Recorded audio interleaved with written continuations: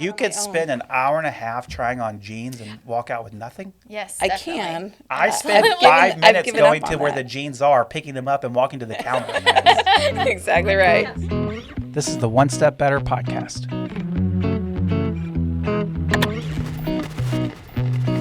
Helping small businesses make wins each and every week.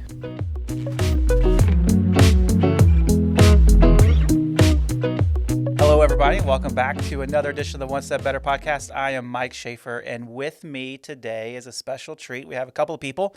This is one of our first times, I think, doing a three-person podcast, and so this is going to be fun. We have Shelby Betts. Shelby has been on the podcast before. Hey. You most likely know her. Shelby leads a lot of our sales efforts, makes sure that we are doing the right things to with our customers and keeping them in line. And then we have a new face, never been on here before. This is Kacie Salisbury. Kacie is the boss of everything here. She makes sure that Shelby is in line with what she's saying on her end. Yes, Make sure that our team is online on the operations side doing what Shelby is saying that we're going to do. And it keeps everybody rowing in the right direction. Kacie is actually our client success manager, leads all of our customer service efforts, and does a phenomenal job with that. And so welcome, Kacie. Thank you very much. Kacie's probably a little bit nervous, and so if she messes up at all, make sure that you send her an email and let her know, hey, you messed up. If you can give her some time stamps, that'll be even better. Some complaints at Mike S. It works. Hey, at 3 minutes and 30 seconds, you coughed in the microphone. Something like that, that would be amazing. It would be awesome. Here, we're going to get started today with our fun icebreaker question, and this is it. Would you rather have somebody pick out your outfits for an entire year or change your home decor for an entire year? So I'll kick off the answer here. I think I would have to go with picking the outfits. I have a very dear friend of mine who has actually been inside my closet and said, "Oh my gosh, Kacie, my mother wears these clothes." Oh, and no. so I struggle with fashion sense, and so that would be helpful. I like my home. It's full of all my personal, trappings and Do you have a lot kids' of pictures stuff in your house? Not really. We're not super like tchotchke type people, but I have a lot of pictures and Your walls are full. yeah. I love memories and that kind of thing. So Nice. yeah. What would you choose, Mike? Both, as much as possible, all of the things. If I can have somebody do everything in my life for me, I would be okay with that. Boys already have it easy on clothes, though. It's the blue shirt or the green shirt today. It's not even that. Right? It's the order that my wife hangs them up in my closet. It's whatever's I already next. have that being Yeah. done. I already have that. And to be honest with you, I haven't done anything in my house ever. So I already have both of these basically, and it is the best thing ever. I recommend it to everybody to not have to make decisions about what I'm wearing in any given day. You guys are probably like, yeah, he's not making decisions, I could tell. Or not have to worry about how my house, like decor is. It's like I just go in and it's great. The trick to this is if you have a good lady in your life, then Meredith these does things a are taken phenomenal care job. That's the truth right there. Yeah. So I need a nice lady in my life to That's right. take care of these things. What would you pick? Oh, I'm similar to Kacie. I would certainly choose clothes. I miss the high school days when you got to wear a uniform just because, there was only 3 things to choose from. And sometimes I think about, the capsule wardrobes where they're like, okay, you have 6 pairs of pants and 5 shirts and, Yes. 3 different shoes. Really? And sometimes I think, gosh, it would just be so much easier to just, pare everything down. These are the 6 things that I wear all the time. How much time do you spend a day thinking through and picking out your clothes for the day? Is it pretty quick? Clearly not that much time, but I think it's really just that it's one more choice that has to be made in a series of 1,000. Was it is decisions. Steve Jobs that he wore the same thing every day Yeah. so he didn't have to use brain energy? Yeah, I think there's something to that. Yeah, that's I'm sure there smart is. approach, I think. How much brain energy does it take though? I don't know. I haven't had to pick Well, my you haven't stuff seen my forever. closet, so. Now, I'm perfectly fine picking out my clothes when I'm just staying at home because I'm the sweatpants and the sweatshirt and But you walk out the door and it's yeah. If I have to be seen, then it's a little bit more of a challenge. Yeah, and in my job it's tough because you want to match energy with people, and so I know if I'm meeting with like a banker, I'm probably gonna wear a jacket that day, dress up a little bit.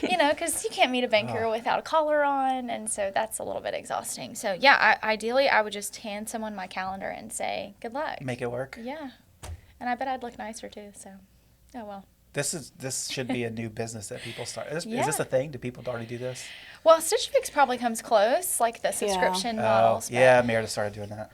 Yeah, and that's I'll tell nice. you, my friend, she really could do this. She is the only person. I will spend an hour and a half trying on jeans at the store and leave with nothing. She has literally showed up at my house 3 times now with 3 pairs of jeans that fit like a glove. That and I'm like, I wasn't even mind. around you. How did you do this? I can't do that on my own. You could spend an hour and a half trying on jeans and walk out with nothing? Yes, I definitely. can. I spend 5 minutes going to where the jeans are, picking them up, and walking to the counter. Yeah, that's men shopping. That's not women shopping. I don't understand how it's different. I don't have brain power to compute. Yeah, if you're a fashionista out there and you're thinking, I think I want to start a small business, I would hire you. Yeah. You send me what I need to wear for the week, Monday, Tuesday, Wednesday, Thursday, Friday. I send it back. You fold it. Like You a clean riddle service. it. Yeah, we just keep it rolling. That'd be fun. I would I like certainly pay that. for that. Then all I have to have in my closet are my sweatpants. So And then it's what pair of sweatpants am I going to wear today? that's right. That's not a hard goodness. choice. It's black or blue. So What's ever next? Exactly I right. got the wardrobe on that side. Gracious. Well, I know that for me, not having to pick these things out is super, super helpful. The hard part for me, though, is like, when is it time to get new clothes? Because I wear the same clothes over and over and over again, probably have the same shirts. And so changing out my wardrobe is a different story. I feel like it is just more things to think through. You have to make time for it. Changing is not always easy for me. And that brings us to what we're talking about today. And that is changing out some different systems within an organization so that you're moving your business forward. And the reason that we're talking about this today is a couple of reasons. One is we're moving into a new season of the year. If you guys have noticed, it started to get a little bit warmer outside. The sun is out longer, thank the Lord. There's a new energy in the air, and it's not just the pollen. The pollen. Mostly the pollen, right? Your cars are covered in green right now, especially here in Memphis. But it's just, this is always a time of the year in which people are looking to do something a little bit different. It's just in the natural calendar, It's in the air. change is occurring. right. And so one of the things that we always run up against a lot of times in the business that we're in, the work that we do, is we help people navigate through some of those changes. If you think about what we do, is we're implementing different systems, whether it's software, whether it is processes, whatever it is, to help businesses move their organization to get in our, we talk about this on the One Step Better podcast, right? To help our organizations that we work with get one step better. One of the things that frequently comes up in that conversation is, how do I roll this out internally? A lot of people see change as disruptive, and they think change is going to be really difficult. That's not always the case as long as you have a good game plan behind it. And so the reason that we have Kacie up here is because she is on the front line of helping our clients, our new clients specifically, integrate change inside of their organization. She is the first person that we talk to on the operation, or that you talk to on the operation side, to help walk through that process. And she walks through every single step of the way to help people change. And so her expertise is going to be super helpful for having this conversation. Shelby is on the front end of that conversation, helping identify opportunities that an organization has for change. And so I want to start with you, Shelby. Whenever you're walking into a company, and we've already gone through, let's pretend like we've already gone through some discovery. We already know what they need. We've already talked about it. Now we're ready to start rolling. What are some of the questions, some of the fears that you're running into with people now that they've made a decision? Hey, I'm going to do this. I'm going to do something different. What are some of the fears that you're running into initially? Yeah, most owners or leaders that are looking to make changes within their organization are afraid of 2 things. Primarily, if I've made a bad decision and this goes poorly, this decision is going to reflect badly on me. And so there's some personal investment that's involved, which is, if I choose the wrong vendor or I choose the wrong solution, this is going to be something that people make fun of me for, or I get fired for. And so I think initially, honestly, some of the changes I may have made this change before and it didn't go well. And so now if I make the change again, is it going to go bad? And is that ultimately going to cost me? I think that's one fear. And then I think the other fear is what you alluded to, which is now that I am making this change, I'm moving forward. What does that pathway look like? They know what's broken. Hopefully, our team has done a good job of helping them imagine what's possible. So we want to try to paint a good picture for here's what it could look like. Try to help them see it, feel it, touch it, smell it, get their hands around. This is a process and a system that you could have that could work better than your current solution. But still, ultimately, outside of the did I make a bad decision, it's the okay, now that I've made it, how is this going to affect every single person in my organization? Because at least with our systems touch everybody from the C-suite down to an employee. And so if that's not a happy system or a solution that everyone can work in and work with, it's that fear of, oh man, this is all going to be really painful for me. So I think most of the fear is around the personal, if this goes poorly, what's next? I'm going to lose my job because I made this decision. To some instances, or to just I'm going to have to deal with it and outs of the frustrations of getting people up and running.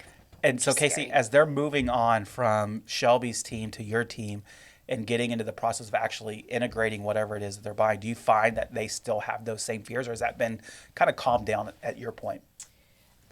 So I think when we first get started, it's definitely something that we address. The big fear that I think I run into is, I'm not going to be able to figure this out in time, or I'm not going to be able to communicate it well to my employees. And so we do kind of talk about it at the beginning, and I think our goal is to make sure that you are fully equipped with all of the functionality and understanding of the system itself. And so we'll walk through the process as we get into the training piece, and then we revisit and revisit and revisit however is needed. And so we want to make it as smooth of a process as possible, knowing that learning something new takes time and can be nerve-wracking, but we're here to help through it also. I don't think that's super uncommon with any decision that anybody makes, especially major decisions. You think about, you buy a car, you buy a house, you change your insurance, health insurance, you have a kid, whatever it is. There's always anxiety around big decisions. Yeah, the what unknown. If this, like what you mentioned, what if this doesn't go poorly? What do I not know that I probably maybe need to know? And then you're changing what you're used to using. I remember, a few years ago, I bought a new car, or a new to me car, and it was the first non-Ford car I'd ever bought. And so I've had 4 or 5 cars, however many before that. They were all Fords, and I knew where all the buttons were. And this was a GMC, and that's not Ford, and the buttons are somewhere different. The car does exactly the same thing as every car I've ever had. But I remember initially just kind of being maybe a little bit frustrated by hey, the power button on the stereo is not right there. Or, it's in a little different spot. And it was just something different. And that's not uncommon for business owners and leaders as they start to encounter change inside their organization. Recently, SHRM put out an article that says HR leaders has at least 5 different systems that they're using for their job. And you start talking about disparate systems, HR leaders, they know that pain. And in their world, you use the term, what is possible? What is, in a perfect world, if you could just paint the picture using your imagination, what is possible? A lot of times, getting rid of 5 different systems is something that is ideal. Yeah, because now I don't have to worry about it and all the things that we've talked about a lot of times about having different systems. But that can start to pose some problems for the actual people that use those systems. Absolutely. And in our organization, that is every employee in our client's business, which has the potential to be extremely, extremely painful. So Shelby, talk to me a little bit about how you overcome the fear of, I am afraid I'm buying something that's not what I really need. I don't know what I don't know. If I make this decision and it points back to me that I'm going to be in trouble, how are you overcoming those fears with the people you're talking with? Sure. Well, I think it starts with a good analysis of where they are and also where they're trying to go. Most similar to us, when you're a growing organization, you've started with a solution set and vendors and partners that may have been perfectly suited for who you were 5 years ago. And so now you're using systems and processes that were built for 5 years back. Well, technology's changed a ton. My people have changed a ton. And so a part of the overcoming it is just helping them see what you started with, you may be ready for a different level. And I think for a business owner, and particularly in a small and mid-sized growing business, they may not even see how different their organization is. So as the owner, hey, this has always been my baby, this has been my business. But you may now have a couple of key leaders in your organization who are feeling the pain of, I need more structure around my department.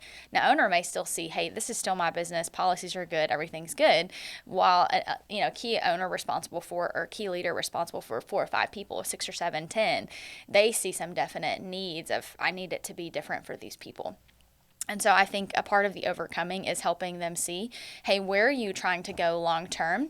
And do your solutions that you have today, they may be working, they could work better, and that's a part of who we are. We want to help you get one step better.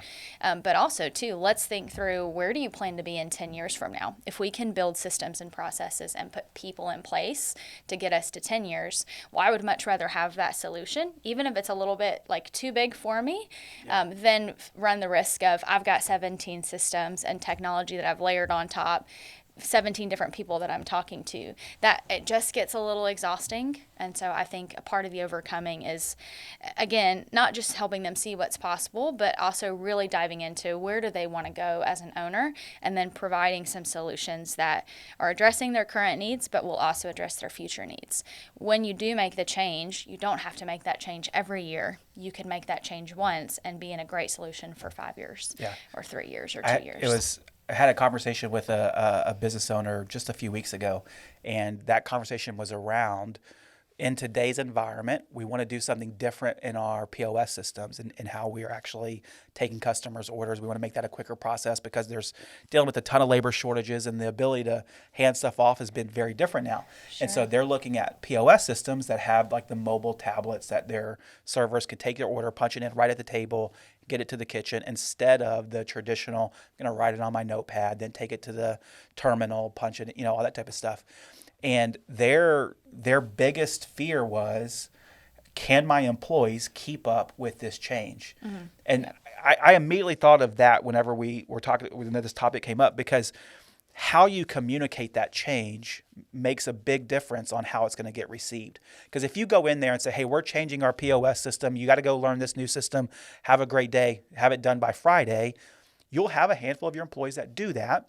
And they'll do it somewhat reluctantly, and there'll be, griping in the background of like, oh, we got to make another change. I don't want to learn something new. Or you can go in there and say something like, hey, you know what, guys? The world is different now. You know that already, and we have to be able to keep up with some things and make some changes in order to always continue to serve our customers. And so this is one of those changes that we're going to make. And this, and structure that conversation different than, we're going to do something new. Get on board or go somewhere different. And most people, they're not making, decisions that just to piss people off, but sometimes they could be construed that way. And I think it's always important to remember why we are making changes from a communication standpoint, especially to the people that we're talking through. Why are we making this change?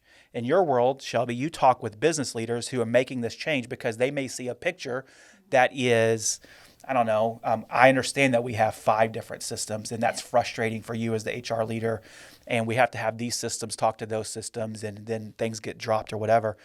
They're not necessarily making the change because I want to change systems. It's because I have a bigger vision in my brain about what that's going to look like whenever we're done with this. Yeah, definitely. And remembering that why and communicating the why, not what, but why, I think is super, super, super important.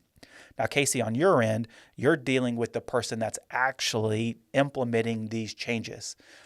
Have you ever ran across a situation where you have somebody on your call that is begrudgingly moving systems because, well, my boss said that we have to do this, and they just had a bad attitude about it, or has it always been rainbows and sunshine? Oh no, I've definitely come across those that are hesitant to that change, and like I said, I think it goes back to the fact that when we are familiar with something, we feel competent in it, and when something new presents itself, we suddenly feel inadequate, in our role, whereas before we didn't. And so I think there's a little bit of hesitation there sometimes. But I've also had the joy of watching the bridge get crossed, where initially they were concerned and they thought, this is laid out different. I don't understand. I don't know where to go. I don't know what I'm looking for. And like I said, as we kind of walk them through the introduction to our software and help them along with that, with the steps that are needed for that change, I would say more often than not, in fact, pretty much almost across the board, I get the feedback of, wow, this is really a lot better. Like, I'm so glad that we did make this change, even though that there was that reluctance and hesitation They have at that first. light bulb moment. Yeah, because once you become familiar with the updated technology and the fact that we have kind of, all things in one place, you kind of realize how inefficient your time was, before that, and I think it's a good thing for the employees too, that they don't feel like they have limited information, or I can get my paycheck over here, but I have to look at updating things over here. Everything is all together for them as well, and I think everybody really wins by the end of the transition. Yeah, I think that's a good point, because businesses are not really unlike kids. They grow up and there's different phases. If I go buy Cameron a pair of shoes that fit him 2 years ago, well, that's not going to work today because the kid's grown up 18 feet, it seems like. And so they're different today. A business is the same. They follow a life cycle. And what worked 5 years ago doesn't always work today. The difference, I think, is a lot of the business that we work with hire people that are pretty sharp, and they're smart and they're capable and they like to do their job, and they do a good job on it. And a lot of times, though, that means that they're going to figure out how to make that broken system work for them regardless, because they have to. Right. If I don't do that, then I lose my job. Mm-hmm. And they don't always think through, how can I change this broken system to one that works, because they're so stuck in that I got to make the broken system work. But then somebody comes along that says, hey, you know what, maybe there's a better vision here. I have an idea. Let's look at making those changes. And getting those frontline doers on board with that change is not always easy.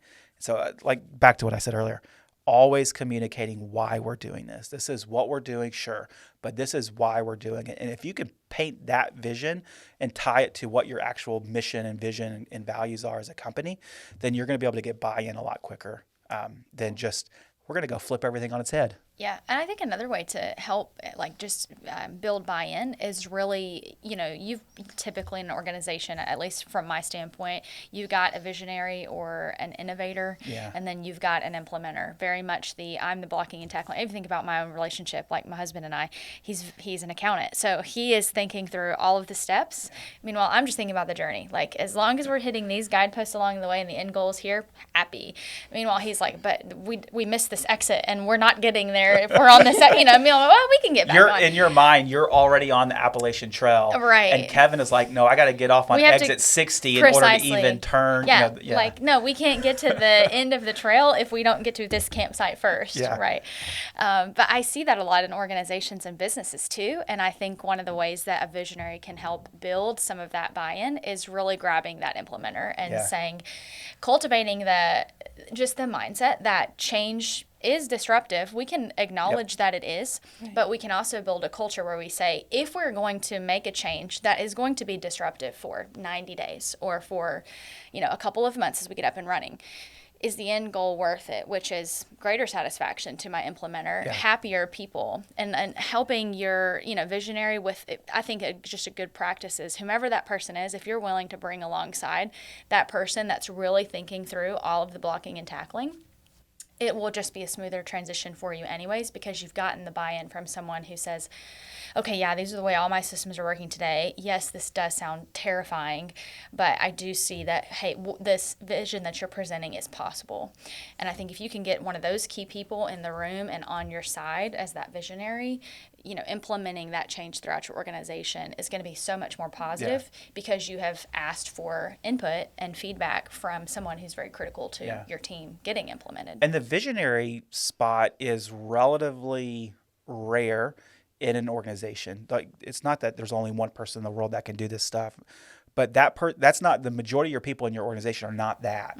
They're typically going to be the implementers. They're the doers that can get stuff done, it's a different personality. Yeah. And the quicker that you can get an implementer, an integrator onto your vision, the quicker you're actually going to experience that change happen with the least amount of disruption possible. If you know right now, hey, you know what, I need to go change my AMS or ERP or whatever initial CRM that you want to apply, the quicker you can get somebody else that is in the weeds, but has a good spirit about it, because you don't want to bring those people like, I don't want to change anything. Like, that's not fun, right? But has the right spirit of, I want to do things better. The quicker you can get them involved, the better you're going to be. And honestly, the visionary will win more the quicker they can get those type of people involved. I think it's super important to do. Now, Kacie, in your world, as you get into the weeds with the integrator, you're always going to uncover, at least it's been my experience, that we will always uncover things that we didn't know about that Shelby never could have possibly figured out. Because that person that you're, Shelby, talking to is in a different seat than the person that we're talking to on the operations side. Definitely. And there's always going to be something that you uncover. And when those things pop up, how do you go about making sure that the person that's making the change inside of an organization, how do you go about making sure that they understand this maybe isn't a big deal, or maybe this is a big deal? How do you start to navigate that with them from an emotional perspective?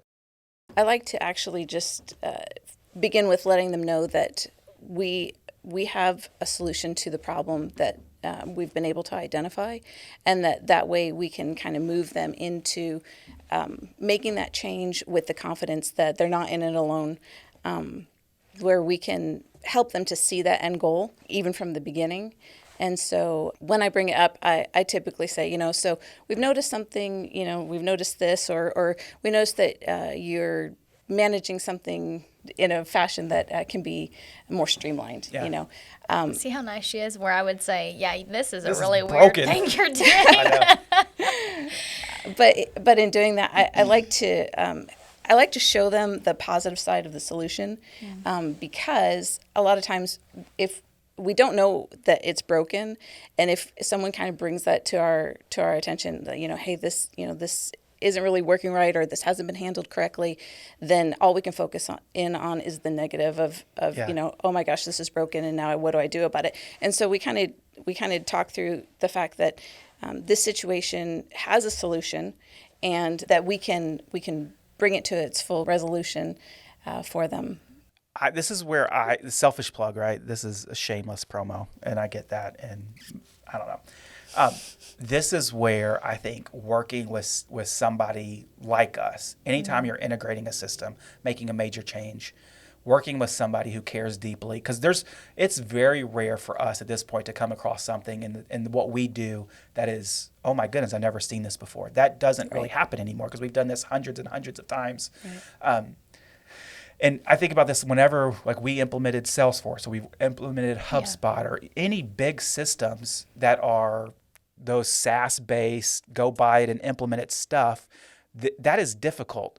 But whenever you have somebody that can point out, hey, have you thought about this, or what are you going to do with this?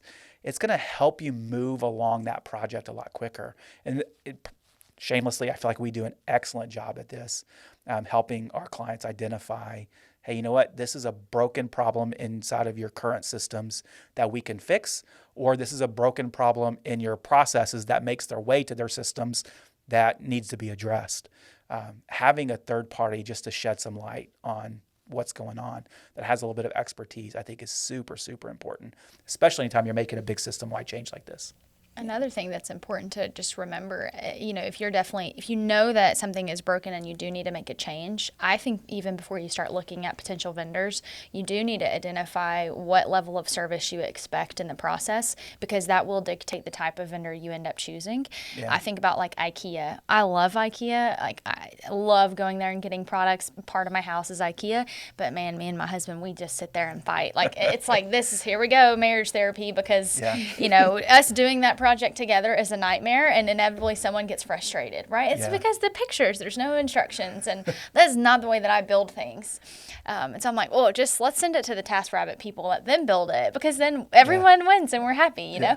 And so I think as an owner or as a business leader, when you think about making those changes, you should be asking questions about, what does implementation look like, and how much does my team do versus how much does your team do? If you're really techie and you plan on implementing it, and you know that's your skill set and you can, handle those changes, great, go get software out of the box and figure it out. If you're a smaller organization and you really need expertise, you should be evaluating the vendor that is selling me this product. Can they also help me service it? So those are just different decisions that I think are helpful for an owner or a leader to be thinking about, big picture wise, before they ever even choose a vendor, or you'll be dissatisfied, or change will be far more disruptive than you anticipated just because you didn't know from a service standpoint what you were getting. I think that's a good point, because I think it's really easy as a business leader to make decisions based on what that desired future looks like. And sometimes that blocks the path to actually getting to that desired future. And so I can think about what this end goal is. Mm-hmm. But breaking that down into manageable, actual steps to get there can sometimes be a little bit too granular, especially if I'm not involved in that stuff. I lose sight of how much time, resources, effort it's going to take to actually get to that point. And when you do have somebody that can help you with that, it makes a world of difference. But like you said, if you have that stuff nailed down, and I'm perfectly capable on my own, and I have the time and energy, and I want to devote the time and energy to that, you know what? Maybe I don't need somebody, and I'll just go knock it out myself. Yeah. In today's world, especially as software has just become such a big part of every organization, it gets increasingly difficult to identify how much service, how much support I could get in any type of implementation. Yeah. I know in our world, we deal primarily in the HCM space. HR, payroll services, benefits, that type of stuff. There are new players coming into this market on a frequent basis, and a lot of them are very much, here's my technology, have a great day. And it sounds great, and if you know all your stuff, go for it. But if you don't know all your stuff, and there's a lot of stuff to know, you're going to find yourself in a world of hurt pretty quick. Or you're going to find yourself in a system that replaced a broken system that's also already broken. Right. And that's the part that is, you feel like you're taking a step back or parallel at best, and that's not ever fun. So one thing that we often talk about here is that status quo is never okay. One of our core values is to challenge it. We are always trying to find a way to get one step better. And that's true in the clients that we're serving. We want to help people get better in their systems and their processes and the different things that they have going on internally. And so changing something is a way in which we're disrupting status quo, but it doesn't always have to be extremely difficult for your employees to get on board with. And that's if you actually get the right people on board as early as possible. You communicate well. Remember, your big picture why is super important.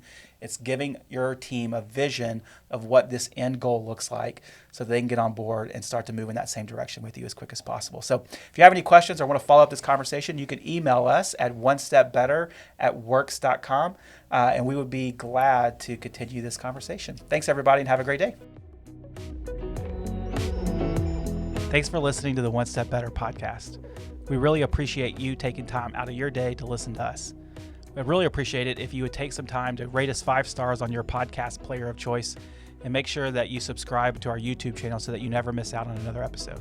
Thanks, and have a great day.